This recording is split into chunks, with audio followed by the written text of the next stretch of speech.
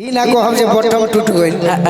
एगो गाना के फरमाइश सुनी सुनी भगवान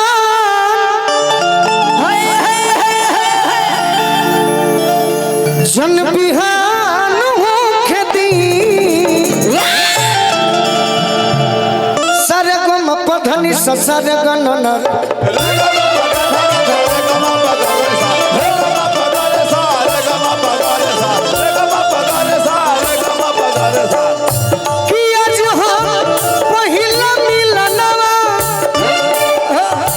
भाई भाई अच्छा ये गाना हमारे के सुन ले वाह वाह ये पूछा के नहीं सुन ले सबे सुन ले ना जरूरी नहीं खे जरूरी नहीं खे नौका लोग ठीक कही तब कि हमारे गीत ट्रेंडिंग में बा तो ट्रेंडिंग में तो तू आ जाइबो। हां जी ये पूछल जाला कि के सुन ले बा के नहीं खे सुन सही तब लोग कही जे कि ना नॉर्मल व्यवहार के बा अब कहे लो कि हमारे बाजता ई ना ठीक है ई धर्म बा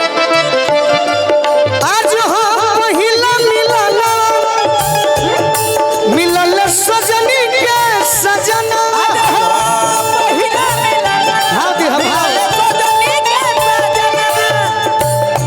कि हमर अंगन गुलाब नियन खिलल बा बदना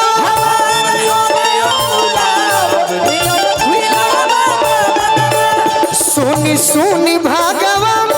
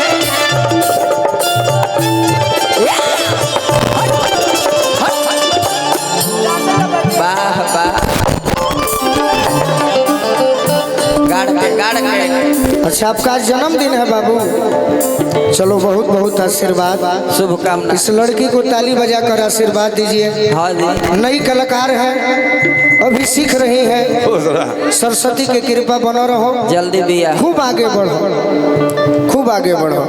माई सरस्वती के तारा पर आशीर्वाद बोलो और लाम लाकार हो जाए। हाँ जी, तनी मोटा हो। हमार उम्र मत लो, इनकर उम्र ले लो, खूब आगे बढ़ो। छोटे बाबा का उम्र अरे रोआ गनगनाई पिया तेरा जब उठाई है, तेरा जब उठाई है हो, तेरा जब उठाई है, ठाकुर मनोज हमार जियारा जुड़ाई है, जियारा जुड़ाई है हो, जियारा जुड़ाई है। यो रौ गोलू रजा के तनी ऑर्केस्ट्रा वाला बाज बाजे। हाँ जी। पटना जिला के बाज बजावे तब का यो रौ अरे गोलू रजा के चापुर गुड़गुड़ चापुर परेशान हो खेती ऐसा बाज बजाई हो। हाँ जी, कि पूरे भविष्य के डीएसपी लोग है नाचता, सही बात। भविष्य के डीएसपी हाँ तो ऐसा बजे हो कि और नाचे लो और जल्दी बहाली हो जाए। तब का कि आज राजा जी के कोरवे में जवान हो खेती, आज राजा जी के कोरवे में जवान हो खेती, आज राजा जी के कोरवे में जवान हो खेती, आज राजा जी के कोरवे में जवान हो खेती।